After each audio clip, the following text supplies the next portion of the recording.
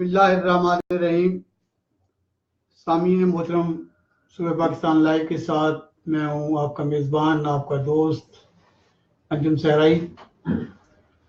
दोस्तों, जैसा कि आप जानते हैं, हमारे सुबह पाकिस्तान लाइव के प्रोग्रामों की तरतीब के हवाले से इतवार का दिन हमारा लैया टैलेंट के हवाले से होता है। हम इस प्रोग्राम में लैया के बासलाहियत दोस्तों को दावत देते हैं, उनके साथ गुफ्तगू करते हैं, उनकी सलाहियतों का एतराफ़ करते हैं। आज जिस मौजू पर हम बात करेंगे वो है बांसुरी।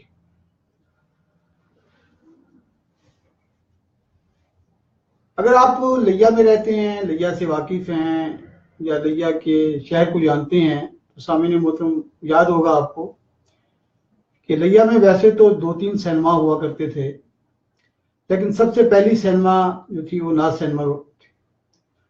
नाज सिनेमा में मुझे याद है, मेरी उम्र 15 साल की थी और गर्मी के शदीद दिन थे, जून का महीना था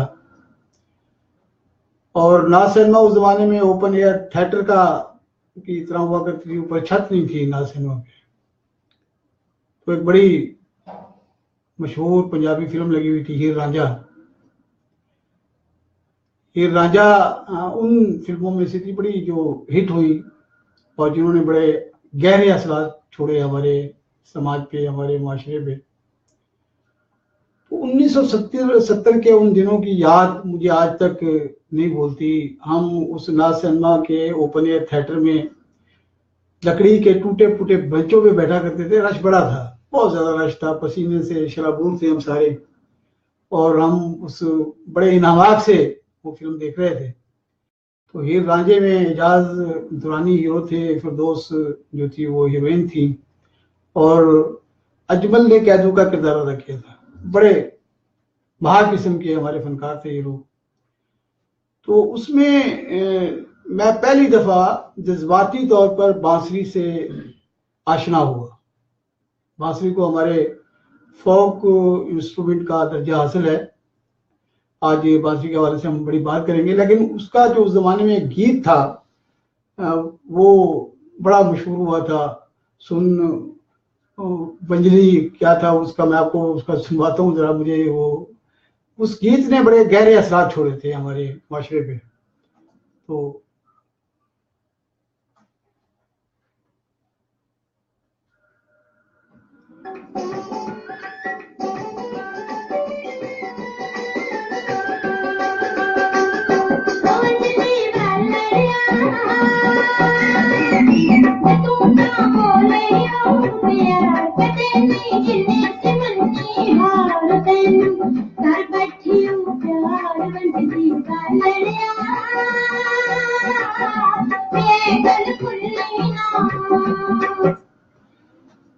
ये वंजली, मुरली, बांसुरी ये एक ही इंस्ट्रूमेंट के नाम है और उस जमाने में इस जो ये गाना था उसने इतने गहरे असरात छोड़े थे हमारे माशरे में, हमारे समाज में, कि मैंने देखा उस जमाने के नौजवान अपने बालों को बहुत सीधी मांग निकाल के और हाथ में वंजली लेके और कान में जनाब बालियां डालकर और बड़े लंबे से कुर्ते पहन के अमूमन हर बंदा हमें रांझा नजर आने लगा। और हर रांझा जो ना एक किसी ना किसी हीर की तलाश में वो मार खा रहा होता था किसी चौक और चौराहे पे और गली में। बाकी आज हमने इसी बांसुरी के हवाले से जिस शख्सियत को दावत दी है, बड़े स्पेशल पर्सन हैं, न सिर्फ स्पेशल पर्सन है बल्कि स्पेशल एजुकेशन के उस्ताद हैं और गुलकार भी हैं, बड़े नात खान भी हैं। और लेकिन इनकी बड़ी पहचान जो है वो बांसुरी के हवाले से बांसुरी नवाज हैं और ये नौजवान करोड़ से ताल्लुक़ रखते हैं और बांसुरी से इनका रिश्ता जो है वो इतना जज्बाती और इतना पुरअसर है कि इनकी पहचान बन चुकी है। मेरा जो इस आज के मेहमान के तारुफ के हवाले से मैं जिस शख्सियत का जिक्र कर रहा हूँ ये है कामरान अली साहब। अस्सलाम वालेकुम जनाब। वालेकुम अस्सलाम जनाब। अच्छा, कामरान अली की बड़ी खूबी ये है कि ये हमारी जहद शख्सियत है। ये खान रेडियो पे प्रोग्राम भी करते हैं, सराइकी के 2 प्रोग्राम करते हैं, 2 प्रोग्राम करते हैं। कौन से? जोक संजोक और बस्तियां जोखा, ये सराइकी के ही जराई प्रोग्राम। अच्छा, जोक संजोक और बस्तियां जोखा। अच्छा, तो ये 2 प्रोग्राम सराइकी तक करते हैं और बुनियादी तौर पर बेसिक जुबान इनकी उर्दू है, लेकिन सराइकी बड़ी खूबसूरत बोलते हैं। जो DI खान में बैठकर सराइकी प्रोग्राम कर रहा है तो देखिएगा कि वो सराइकी से कितनी मोहब्बत करता होगा और कितनी उसको जो है ना उस पर दस्तरस हासिल होगी उस जुबान पे, है जी। बड़ी मीठी जुबान है माशाल्लाह। तो क्या बांसुरी के हवाले से जो आपने कैसे लगन पैदा हो गई आपको? बांसुरी से लगन ये ज़माने तालिब इल्मी में, अच्छा माशाल्लाह, जब मैं 8वीं क्लास में था, अच्छा, तो उस वक्त से सुनते थे रेडियो पे, टीवी पे जी, सुनते हुए शौक हुआ। हम्म, फिर उन दिनों हमारे करोड़ डालिसन में मेला 14वीं लगा करता था जी, वहां पे जो दुकानें लगा करती थी खिलौनों की, वहां से मुझे बांसुरी का एक स्टॉल नजर आया। अच्छा, तो मुझे ये शौक हुआ कि एक बांसुरी मैं भी खरीद लूं। अच्छा, ये किस जमाने की बात है? ये सन 1999 की बात है। अच्छा, तो एक बांसुरी खरीदी मैंने। उस जी, वक्त उस्ताद नहीं भी थे करोड़ में और मुझे कुछ पता भी नहीं था। अच्छा, तो वो खुद ही मैंने उसको थोड़ा सा देखना शुरू किया, क्योंकि सुर से लगाओ तो उससे पहले से था कि अच्छा, नात खानी, अच्छा, नात खानी करते उससे थे, पहले अच्छा, जी, अच्छा, 7 साल की उम्र से। अच्छा, जी जी, नात जी, खानी थी। अच्छा, तो फिर सुर से और राग से लाशौरी तौर पे आगाही थी। हम्म, तो वो बांसुरी को खुद मैंने देखा, खुद उसको ट्राई करना शुरू किया। तो पहले तो उसका कुछ पता नहीं चला, लेकिन 1-2 माह बाद मुझे थोड़ा बहुत उसकी समझ आई। हम्म, तो तकरीबन 6 माह के अरसे के बाद मैंने एक मिली नगमा पहले बजाना शुरू किया, क्योंकि उस वक्त 14 अगस्त के प्रोग्राम स्कूल में हुआ करते थे। अच्छा, तो वहां से एक तो शौक बांसुरी पे आपने पहला जो नगमा गाया वो मिली नगमा वो था। मिली नगमा था। अच्छा, याद है कौन सा था बोला? जी, वो मिली नगमा उस वक्त था, ये वतन तुम्हारा है तुम हो पासबां इसके, ये वतन तुम्हारा है तुम तुम हो हो पासबां पासबां। इसके। माशाल्लाह। तो आज भी हम क्यों ना अपने इस प्रोग्राम का आगाज किसी मिली नगमा से कर लें, अगर आप बांसुरी के साथ अगर हमें उसकी धुन सुनवा सकें। जरूर इंशाल्लाह। जी जी, मैं जी, प्रोग्राम के आगाज में जी, जी, पहले मिली नगमा पेश खिदमत। क्योंकि पाकिस्तान तो हमारी जान है ना जी, रूह है, बेशक हमारा प्यार है। जी जी, हाँ जी। बेशक। तो आइए हम पाकिस्तान को पहले सलाम कर दें, उसके बाद आगे चलते हैं। जी जी, जरूर। जी, जी, इंशाल्लाह। ये वतन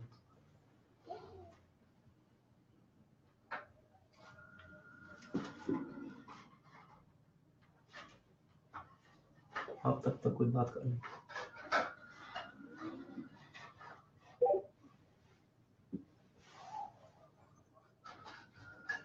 चल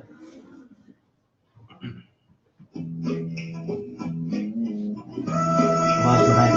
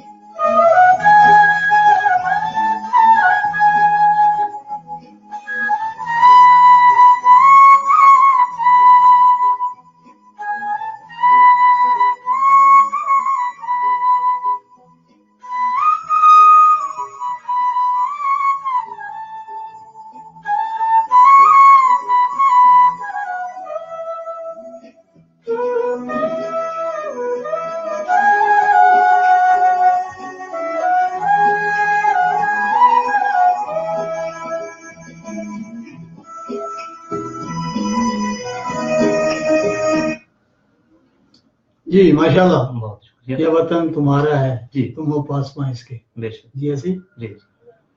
अच्छा सर, ये बांसुरी जो है, बांसुरी में जो सुराख होते हैं 6 या 7 होते हैं, कितने होते हैं? जिसमें 7 सुराख होते हैं कुल। अच्छा 6 सुराख जो हैं वो हम उंगलियों के उतार चढ़ाव के, सुरों के उतार चढ़ाव के लिए अच्छा बनाए गए हैं, और एक सुराख जो है वो फूंक मारने के लिए होता है। अच्छा अच्छा, आवाज वहां से पैदा होती है, वहां से पैदा होता आवाज पैदा होके फिर इस तरफ आ जाती है इन 6 सुराखों में। यहाँ से फिर हम उसको उतार चढ़ाव, उसका जो सुरों की तरतीब है, सरगम की, सारे गामा पा धा नी सा, हाँ। और कोमल और तीवर, और हम सब इसमें वो अपने उंगलियों से हम उसको एक तरतीब देते हैं। सामिना मोहतरम, ये बांसुरी का अगर हम हिस्टोरिकल जायजा लें तो ये हमें हिंदू मत में इसकी बड़ी जगह मिलती है। कृष्णा और राधा की कहानी में कृष्णा जी जो है वो अपने हाथ में बांसुरी हमें नजर आती है, और इसलिए शायद सागर सदीकी ने कहा था कि रह गुजारों पे लुट गई राधा, शाम ने बांसुरी को भेज दिया। वाह वाह वाह। है जी, ये सागर सदीकी का बड़ा शेर था बांसुरी के हवाले से। बहुत बहुत। तो रह गुजारों पे लुट गई राधा, जी। शाम ने बांसुरी को भेज दिया। वाह वाह। अच्छा, इसी बांसुरी के हवाले से कहा जाता है कि इसके जो छेद होते हैं ना, जी। किसी ने कहा जी कि वो छेद इसलिए डाले जाते हैं कि इसके अंदर सुर पैदा हो। जी है ना? जी जी, ये और बिल्कुल। फिर वो आगे कहते हैं कि शायद वक्त भी इंसान पर इसलिए ज़रबें लगाता है जी कि इसमें लहरें महसूस हों जी और इनमें पुख्तगी है और वो जिंदगी की तान को समझ सके। जी जी जिंदगी में भी एक तान होती है। जी, बेशक ऐसी ना, बेशक ऐसे ही। समझा कभी जिंदगी की तान को? जी, कोशिश कर रहे हैं उस कोशिश तान कर को रहे हैं, समझने की। असल में अगर मौलाना रूम रहमतुल्लाह अलैह की मसनवी जो फारसी में है, जी। अगर उसको उस पर थोड़ा गौर किया जाए, उसमें एक पूरा एक हिस्सा जो है वो बांसुरी पे उन्होंने लिखा है। बांसुरी के बारे में वो ये कहते हैं कि अगर बांसुरी पे गौर किया जाए जी। तो ये रोती है बांसुरी, दर्द है इसमें, इसमें दर्द है, और ये एक शिकायत बयान करती है। फिर मौलाना रूम इसको रूह के साथ तशबीह देते हैं कि जिस तरह हमारी रूह जब आलम अरवाह में थी, फिर वहां से इसको इधर भेजा गया, तो ये एक रोती है, इसका एक दर्द है। सारी जिंदगी इसका एक इसको जब भी इसको उदासी रहती है, असल में इसको उदासी वो है कि वहां जब ये आलम अरवाह में थी तो अपने परवरदिगार के रूह के साथ इन्होंने बांसुरी को तशबीह दी मौलाना रूम ने। जी। और यानी बांसुरी का जो बेसिक सुर है जी जी वो दर्द में डूबा हुआ जी जी जी जी सुनाए ना कोई? जी, दर्द में डूबा हुआ कोई सुर सुनाए जरा आपने, ताकि महसूस हो हमें बांसुरी की असल आवाज आए।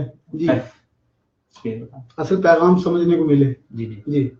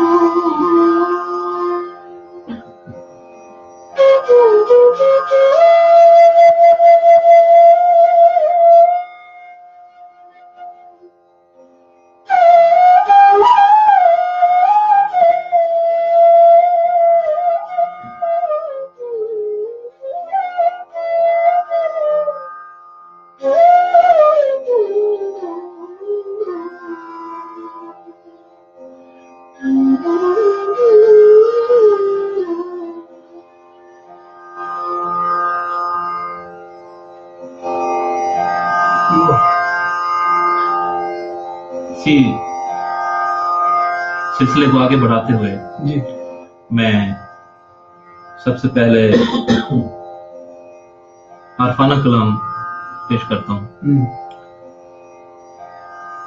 सैफ अल मलूक। अच्छा, कलाम से पहले मैं आपको देखिए और जो शेर मुझे बांसुरी के हवाले से जो आपने दर्द की बात की, जो आपने इसके सुर में जो मेरी जो एक बड़ा दर्द छुपा है उसमें, हवा में आज भी रोती है बांसुरी, हवा में आज भी रोती है बांसुरी, उदास फिरती है सदियों से हीर जंगल में। वाह वाह वाह, उदास फिरती है बहुत से हीर जंगल में। वाह। अच्छा, हीर के साथ जुड़ गई है बांसुरी जी, ऐसी जी, ना? जी जी, जैसे आपने जिक्र किया वहाँ राधा कृष्ण के साथ जुड़ गई, यहाँ हमारे पास हीर के साथ जोड़ दी हीर वारिस शाह। जी जी, आती आपको जी, हीर वारिस शाह में है। अच्छा, सुना क्या? जी जी, सुना।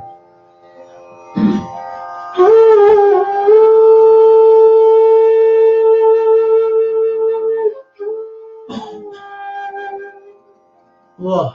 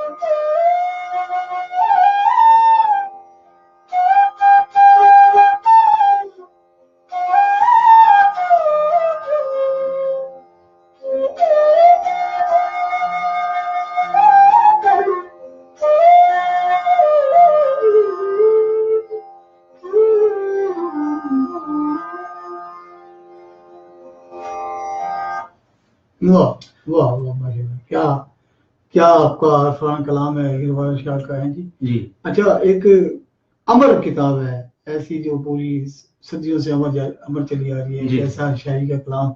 जी जी, जरूर। तो अच्छा, पाकिस्तान में जो बांसुरी के हवाले से जो चंद बड़े नाम हैं सामीन मोहतरम, उनमें मैं बड़ा हैरान हुआ जब मैंने थोड़ा सा इसके बारे में आगे ही जाए कि हमें बांसुरी में एक हमारे उस्ताद थे, उस्ताद सलामत अली जी, उनको प्राइड ऑफ परफॉर्मेंस मिला, सदाकती प्रेसिडेंट सदाकती अवार्ड मिला।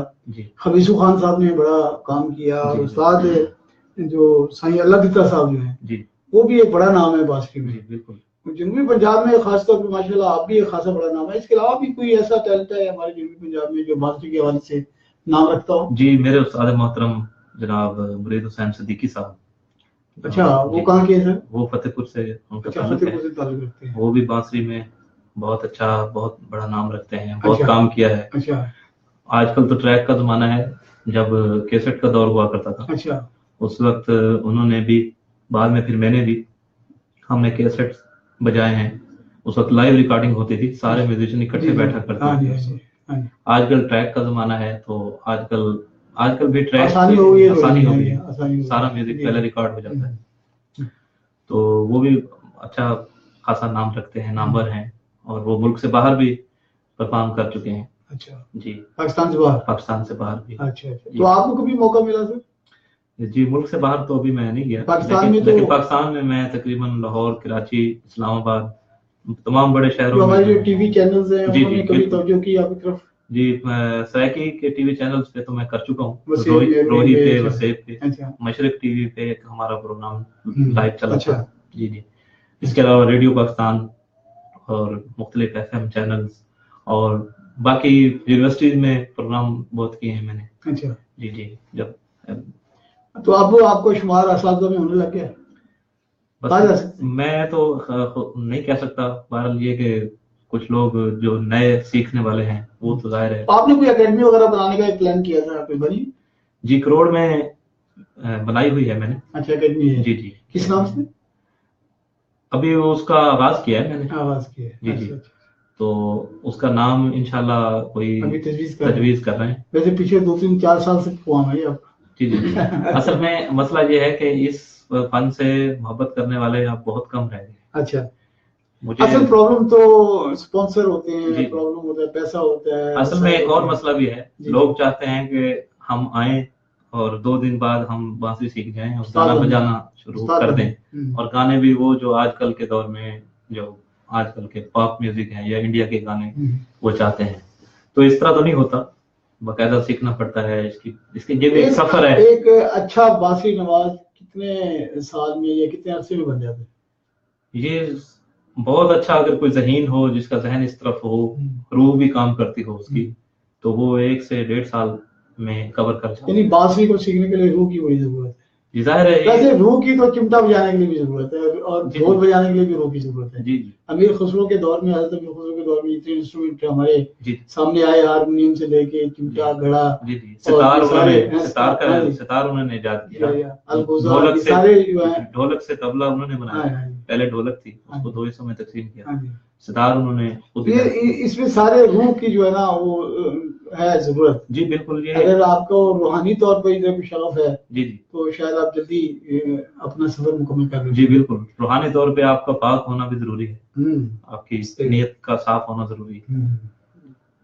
तो फिर ये सफर क्योंकि लंबा है, इसमें 2 चीजें होती हैं, एक मौसीकी सीखना होती है, फिर दूसरा उसको किसी साज पे अप्लाई करना। अच्छा, देखिए म्यूजिक के बारे में हमारे बड़े अजीब से तासुरात रहे हैं हमारे, जी। लेकिन जब हम बाशऊर हुए और हमने म्यूजिक को हज़रत अमीर खुसरो के साथ जुड़े हुए देखा, तो हमें थोड़ा सा उसमें एक महसूस हुआ कि नहीं, इसमें तो कुछ और भी पैगाम है, कुछ और भी यानी एंगल है, जिस नजर से हम म्यूजिक को देख सकते हैं। बिल्कुल एक रूहानी एंगल और एक बड़ा रूहानी भी, और आपको तसव्वुफ की तरफ भी लेके जाती है, फिर आपको ये इश्क हकीकी की तरफ लेके जाती है। हमारे यहाँ जो धमाल डलता है उसमें बेसिक जो किरदार है वो मौसीकी का है। मौसीकी कवाली को ले लें, कवाली भी मौसीकी से कवाली है। वैसे तो नात भी जिस तर्ज में पढ़ी जाती है वो तर्ज भी मौसीकी से ही है।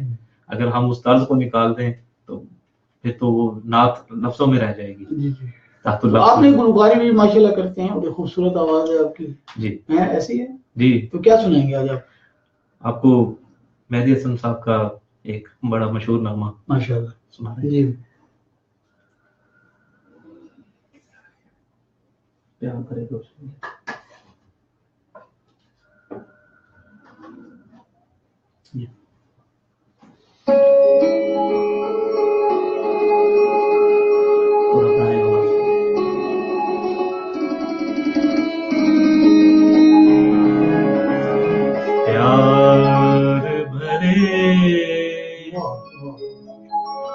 दो शर्मीले नैन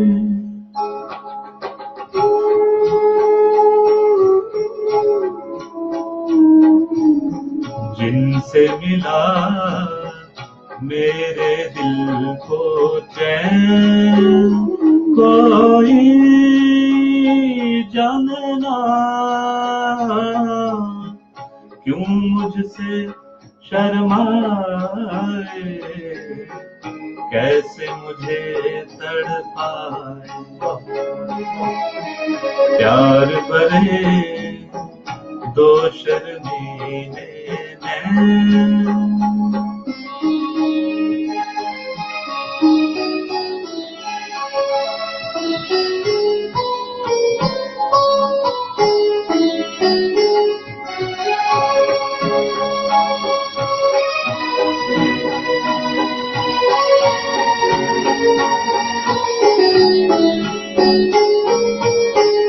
डर है मुझे तुझसे बिछड़ ना जाऊं, खो के तुझे मिलने की राह न पाऊं।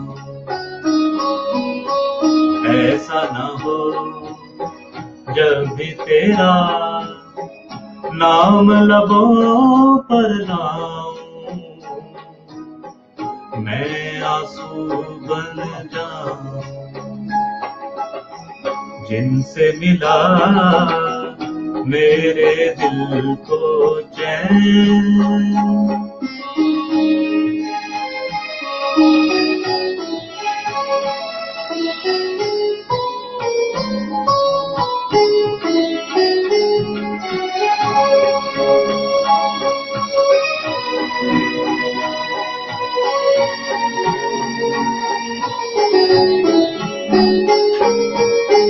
दिल ये कहे गीत मैं तेरे गाऊं, तू ही सुने और मैं गाता जाऊं। ऐसा न हो जब भी तेरा नाम लबों पर लाऊं, मैं आंसू बन जाऊं। प्यार भरे दो शर्मीले नैन, जिनसे मिला मेरे दिल को चैन, कोई जाने ना क्यों मुझसे शर्माए, कैसे मुझे तड़पाए। प्यार भरे दो शर्मीले नैन। आप हमें 25-30 साल 35 साल पीछे ले गए जी। हमारी जवानी के जमाने में खान साहब का एक गीत जो है ना जी, जी इनका ये जादू सदाबहार चढ़ के बोल रहा जी था। जी, और ये आज भी सदाबहार तो उस जमाने में हमें, यानी आज भी जी जी, आज भी जब भी इन गीतों को सुना जाता है जी, जी। तो उतना ही लुत्फ, उतना ही। अच्छा, मेहदी हसन की गले में जो मकसद है, जो आवाज थी, खुदा ने जो सलाहियत दी, जी, एक अनोखी और मुनफरिद आवाज। ये बेशक, इसमें तो कोई शक नहीं है कि इसमें पाकिस्तान और इंडिया दोनों जगह पे फनकार हुए हैं, लेकिन इंडिया वाले खुद ये तस्लीम करते हैं कि मेहदी हसन साहब जैसी आवाज। अच्छा, मैं बड़ा हैरान हूँ, मेरे पास बड़े, हम यंग लोगों को भी बुलाते हैं, आप जैसे नौजवान और भी हमारे पास आए, तो बेशतर लोगों की जो चॉइस थी जब उन्होंने सॉन्ग सुनाया जी, तो मेहदी हसन साहब थे। ये इसमें कोई शक नहीं है कि वो एक मौसीकी की दुनिया में नाम ही इतना बड़ा है कि उनको अगर याद ना किया जाए, और मौसीकी में जब भी कोई इन होते हैं लोग तो मेहदी साहब को तो जरूर सुना। अच्छा, अगर अब मैं आपसे ये कहूँ कि आप बगैर म्यूजिक के आप अपने आवाज का ऑडिशन दें तो देंगे आप? जी जरूर जी। मैं गुलाम अब्बास साहब को बहुत ज्यादा सुनता हूँ। अच्छा, माशाल्लाह। मैं उनके एक गीत के चंद बोल। जी जी जी। भूल सकता नहीं दिल मेरा मोहब्बत तेरी, आज जो कुछ भी हूँ मैं ये है इनायत तेरी। देख कर तुझको मैं गम दिल के भुला देता हूँ, रात दिन तुझको मैं जीने की दुआ देता हूँ, देख कर तुझको मैं गम दिल के भुला देता हूँ। वाह वाह वाह, माशाल्लाह। तो ये बड़ा तीक्ष्ण लबी रह गई है, इसमें एक दो अशार और साथ हो जाते थे, जरा खूबसूरत समा बांध देते आप हैं जी जी। तो उस्ताद गुलाम अली का जिक्र है, और इतने एक शेर से तो बात बनती नहीं ना जी, क्या ख्याल है? इसको आगे, हाँ आगे बढ़ाएं थोड़ा सा, खूबसूरत आपकी आवाज। तेरी राहों में नए फूल खिलाने के लिए तुझको दुनिया में जुदा सबसे बनाने के लिए प्यार मेरा तेरी आंखों में सजा देता हूँ। देख कर तुझको मैं गम दिल के भुला देता हूँ। रात दिन तुझको मैं जीने की दुआ देता हूँ। देख कर तुझको मैं गम दिल के भुला देता हूँ। वाह माशाल्लाह जी, माशाल्लाह, वाह क्या बात है जी, खूबसूरत आवाज है आपकी, है जी माशाल्लाह। बस। अच्छा ये मुझे बताएं, आप बड़े एक सीनियर फनकार हो गए हैं अब तो हमारे इस वसीयत के, तो हमारे जो अरबाब इक़्तिदार हैं, जो हमारे अरकान असम्बली हैं, जो हमारे ये बल्दियाती इदारे हैं या जिनकी पहुंच है, बाइख्तियार लोग हैं, तो उन्होंने कभी आपको नहीं कहा कि जी आए जी आपका हाथ पकड़ाओ चलें, आप भी चलें और आप भी किसी अच्छे बड़े फंक्शन में, नेशनल फंक्शन में आप शामिल हों, आप लिएगा मान है, लिएगा टैलेंट है, कभी नहीं ऐसी? ऐसा कभी हुआ नहीं।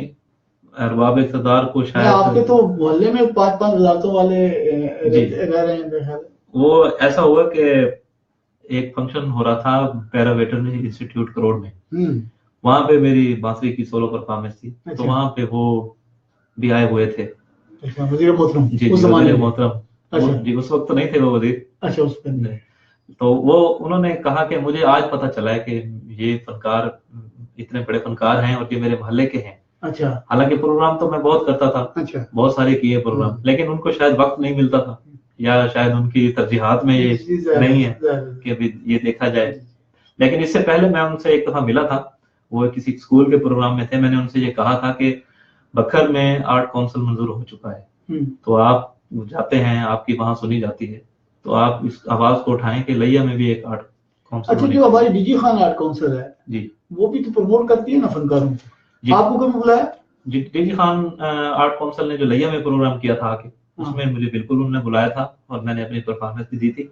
लेकिन डीजी खान वाले ये नहीं करते कि हमें वहाँ जो उनके प्रोग्राम होते हैं आर्ट काउंसिल में, यहाँ तो वो आए थे ना ऑडिशन के लिए। जी जी ऑडिशन बच्चों का ऑडिशन लेने के लिए आए थे जी। ना? उससे पहले एक और प्रोग्राम हुआ था। अच्छा। उसमें उन्होंने गुलकारों का और म्यूजिशियंस का एक ऑडिशन किया था। तो उनमें वो लिख के ले गए थे और हमसे ये कहा था कि हम आपको बुलाया करेंगे।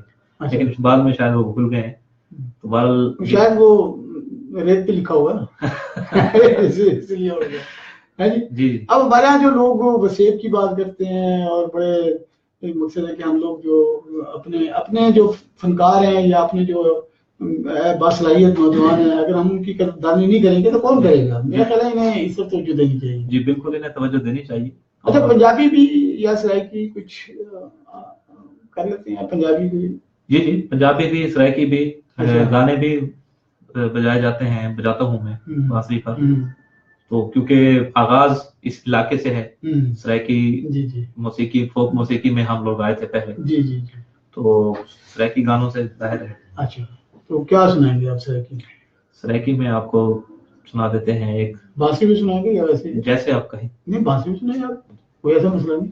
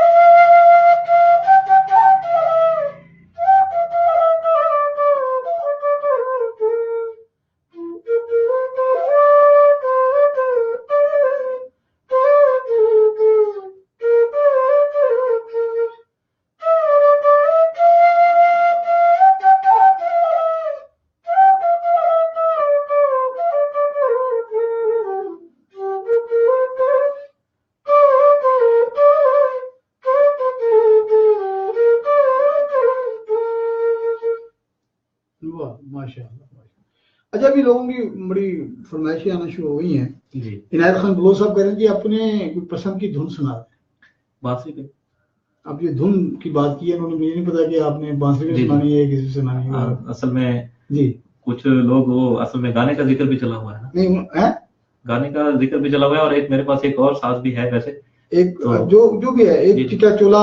चिट्टा चोला तो मैं सुना चुका हूँ। चिट्टा चोला सुना चुके हैं? जी, ये अच्छा, भी। सुना चुके हैं। अच्छा, ये अभी अब वो क्या, कौन सा साज सुना रहे हैं आप हमें? अभी अपनी मर्जी की धुन तो मैं एक सुनाने लगा हूँ, पाकिस्तानी सॉन्ग है, फिर उसके बाद बाकी जो लोगों ठीक की है, फरमाइश है।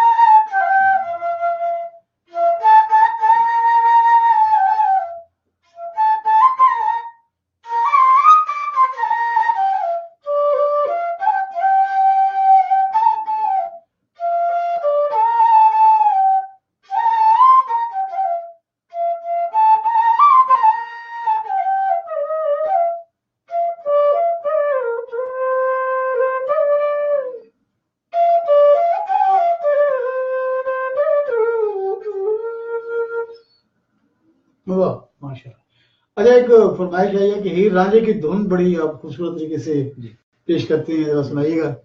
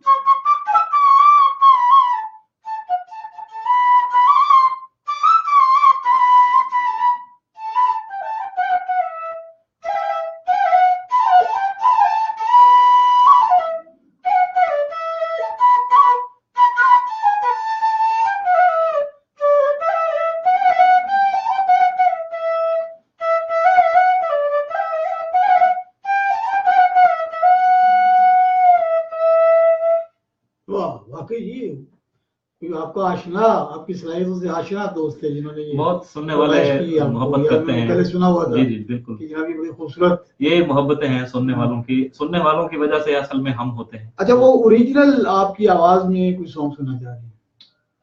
जी असलम अंसारी साहब की गजल जी एक चंद अशआर। जी जी इरशाद।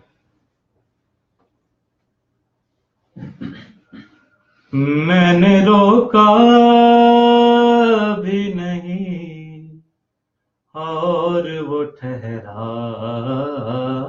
भी नहीं, वाह, हादसा क्या था जिसे दिल ने भुलाया भी नहीं, मैंने रोका भी नहीं और वो ठहरा भी नहीं, वो तो सदियों का सफर करके जहां पहुंचा था, वो तो सदियों का सफर करके जहां पहुंचा था, तूने मुंह फेर के जिस शख्स को देखा भी नहीं, हादसा क्या था जिसे दिल ने भुलाया भी नहीं, मैंने रोका भी नहीं और वो ठहरा भी नहीं। अरे ये आपकी बांसुरियों के साथ एक और इंस्ट्रूमेंट पड़ा है, ये क्या चीज है सर? ये लाइए जरा प्लीज।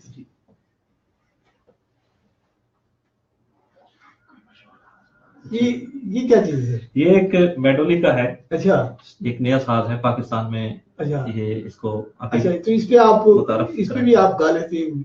जी जी। अच्छा, तो जरा इंट्रोड्यूस कराएं कि हमारे सामने को देखें इस पे क्या होता है। जी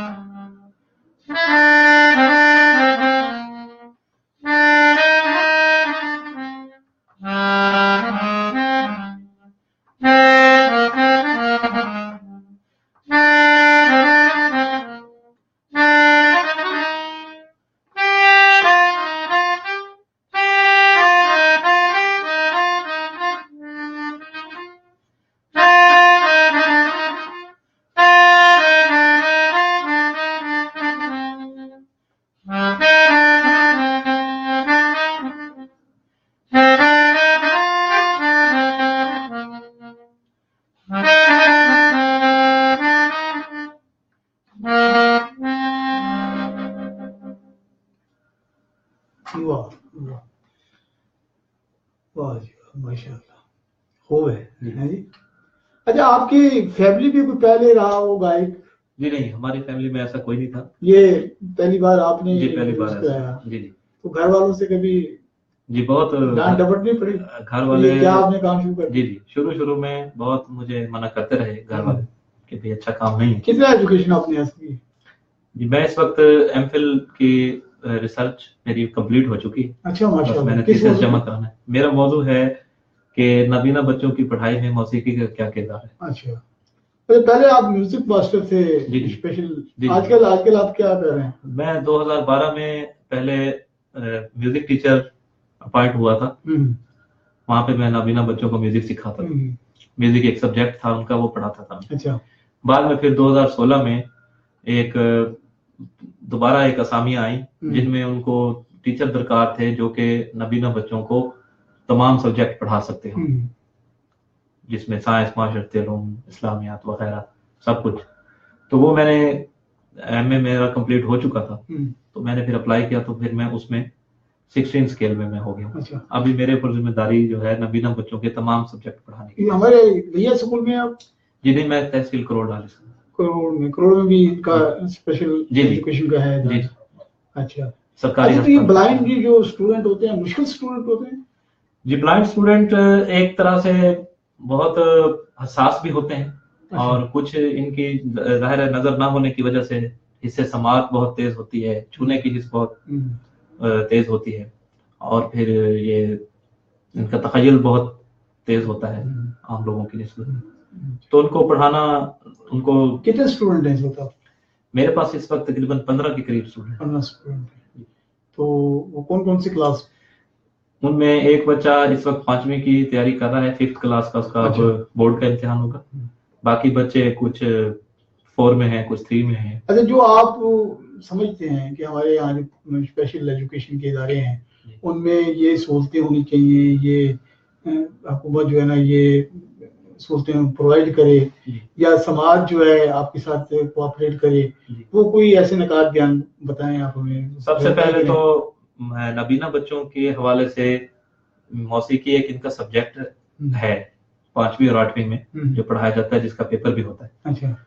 तो उनके लिए म्यूजिक का कोई सामान नहीं है। नहीं है। अच्छा। म्यूजिक का सामान के बाद म्यूजिक कैसे पढ़ाते हैं? बस वो हम अपने तौर पे कोई साज ले जाते हैं, तो हालांकि होना ये चाहिए कि एक म्यूजिक रूम होना चाहिए। ब्रेल जो निजाम है वो है आपके पास? जी जी, वो तो है। अच्छा। उसमें तो हम उनको तहरीरी काम देते हैं, वो लिख के भी उसी शक्ल में देते हैं। अच्छा। पढ़ते भी उसी शक्ल में। तो इनके लिए कोई मौसीकी का सामान होना चाहिए। जो डोनेट करना चाहते हैं वो कोई अच्छे किस्म के इंस्ट्रूमेंट। हमारे समाजी रवैये कैसे होते हैं इनके साथ समाजी रवैये बहुत कम लोग हैं जो अच्छा रिस्पांस देते हैं। अक्सर लोग अच्छा रिस्पांस नहीं देते, जबकि ऐसा नहीं होना चाहिए। जी जी। वो लोग जिनको इनसे कुछ आगाही होती है। आप तो खुद इस दौर से गुजरे हैं ना माशाल्लाह, आप तो आपने एमफिल कर लिया, अब तो उस्ताद बन गए, आप मास्टर बन गए हैं, यानी एक अच्छी जॉब पे आप आ गए हैं। तो ज़ाहिर जब आपने इब्तिदा की होगी तो आप भी एक एज ए स्पेशल पर्सन ही सामने आए ना। जी जाहिर है, मैंने जब तालीम जिस दौर में मैं हासिल करता रहा था उस वक्त तक तो स्पेशल एजुकेशन का हमारे इलाके में नाम नहीं था। स्पेशल एजुकेशन के इदारे बड़े शहरों में थे और उन बड़े शहर के लोगों को अक्सर पता होता था, चंद लोगों को पता होता था कि कुछ इदारे ऐसे भी हैं। तो हम लोग तो दोस्तों की मेहरबानी से, जो हमारे क्लास फेलो होते थे वो हमें पढ़ के सुनाते थे। आपकी हौसला अफजाई की आपके दोस्तों ने जो मदद करते थे। अच्छा। जो नजर नहीं आता था वो पढ़ के सुनाते थे। अभी आपकी आंख ठीक है? जी, अभी थोड़ा बहुत नजर आता है जी, कम तो है। रात को जरा बेहतर नजर आते हैं। रात को जरा। अब एक दफा जब आपसे पहले बातचीत हुई तो अपनी तफसील से इस हवाले से बिल्कुल। तो इसका कोई इलाज नहीं होता? नहीं, इसका इलाज नहीं। तो इसका क्या होता है, कैसे हम ऐसे लोगों की मदद कर सकते हैं? ऐसे लोगों की मदद, ऐनक होते हैं, ग्लासेस होती हैं, क्या होता है? बस ऐनक ही हो सकती है उनके लिए। हाँ जी, या कुछ लार्ज प्रिंट मटेरियल हो सकता है पढ़ने के लिए कि बड़े हरूफ में हो, या फिर मैग्नीफायर ग्लासेस हो सकते हैं जो हद से होते हैं, जो उनको तो यहाँ मिल जाते हैं वो सारे? जी, यहाँ पे भी मिल जाते हैं। और असल में ये कितने स्पेशल पर्सन होंगे हमारे एरिया में आप जैसे?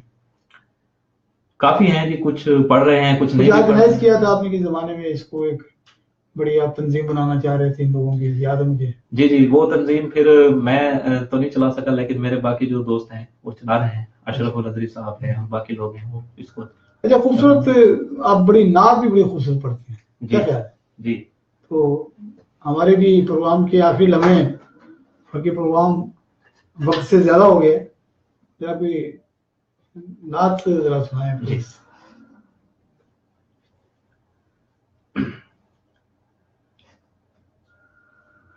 सल्लल्लाहु अलैहि या रसूल अल्लाह वसल्लम अलैहि का या हबीब अल्लाह, ऐ रसूले अमीन, खातमुल मुरसलीन, तुझसा कोई नहीं, तुझसा कोई नहीं, है अकीदा ये अपना बसिद्क़ो यकीन, तुझसा कोई नहीं, तुझसा कोई नहीं, ऐ रसूले अमीन। दस्ते कुदरत ने ऐसा बनाया तुझे, जुमला औसाफ से खुद सजाया तुझे, जुमला औसाफ से खुद सजाया तुझे, ऐ अरब के हसी, ऐ अजम के हसी, तुझसा कोई नहीं, तुझसा कोई नहीं, ऐ रसूले अमीन। सुभान अल्लाह जी, माशाल्लाह, जज़ाकल्लाह। सामने मोहतरम, ये थे हमारे आज के मेहमान जनाब कामरान अली। कितनी खूबसूरत और कितने बासलाहियत नौजवान हैं। अल्लाह ताला बड़ा बेनियाज है, लोगों को नवाजता है, और जो लोग हमारे बाद नज़र हमारे नज़रों के सामने ऐसे होते हैं कि उनके पास बहुत सी कमी होती है उनकी ज़िंदगी में, लेकिन रब्बे करीम जो है उनको ऐसी सलाहियतों से नवाजता है कि वो अपनी जगह बना लेते हैं, अपने आप को मनवा लेते हैं, अपने रास्ते खुद तलाश करते हैं, अपनी मंजिलों को खुद ढूंढ लेते हैं। तो कामरान से मेरा बड़ा पुराना ताल्लुक़ है, बड़ा एक प्यार का रिश्ता है, बरखुरदार है, और मैं इनकी सलाहियतों से बड़ा मुतरिफ हूँ, और दुआ गो हूँ कि रब्बे करीम इसको अपनी मंजिल से नवाजे।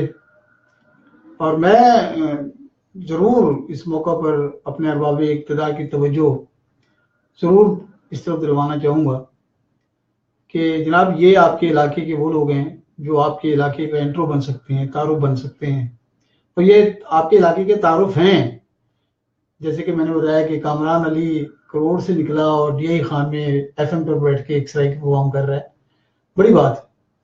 और तो इस जैसे खमीसू खान की सलाहियतों का एतराफ़ किया गया, उस्ताद सलामत अली की सलाहियतों का एतराफ़ किया गया, तो ज़रूर हमारे वसीयत के लोगों को ये डिमांड करनी चाहिए कि हमारे लोगों की सलाहियतों को, हमारे फनकारों को भी आगे बढ़ना चाहिए और आगे मौका मिलना चाहिए। और ये मौका तभी मिल सकता है जब हमारे अरबाब इक़्तिदार इनकी सरपरस्ती करें, इनकी तरफ देखें।